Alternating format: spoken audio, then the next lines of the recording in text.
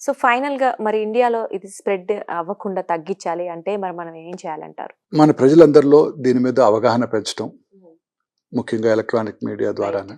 తర్వాత వీళ్ళకి వ్యాక్సిన్ లక్కీగా భారతదేశంలో ఇప్పుడు అందుబాటులోకి వచ్చేసింది. హ్మ్. మొన్న ఈ మధ్య లాస్ట్ బడ్జెట్ దాంట్లోనే మిసెస్ నిర్మలా సీతారామన్ గారు మన పిల్లలందరికీ ఉచితంగా ఇస్తామని ప్రామిస్ చేశారు.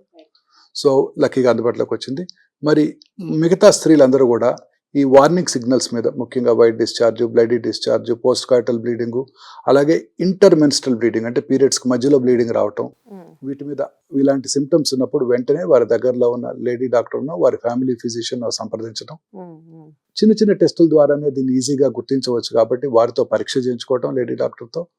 అవసరమైతే పాప్స్మియర్, బయాప్సీ చేసుకోవడం ద్వారా క్యాన్సర్ని నిర్ధారణ చేసుకున్నట్టయితే, ఎర్లీగా గుర్తించినట్టయితే సింపుల్ సర్జరీ చేసుకోవడం ద్వారా ఇప్పుడు డిస్ట్రిక్ట్ హెడ్ క్వార్టర్స్లోనే ఇలాంటి ప్రొసీజర్స్ అన్ని అందుబాటులోకి వచ్చాయి. సర్జికల్ ఆంకాలజిస్టులు ప్రతి డిస్ట్రిక్ట్ హెడ్ క్వార్టర్స్లో ఇప్పుడు అందుబాటులో ఉన్నారు. ఈ సర్జరీ చేయడం ద్వారా వాళ్ళకి పూర్తిగా క్యూర్ చేయవచ్చు.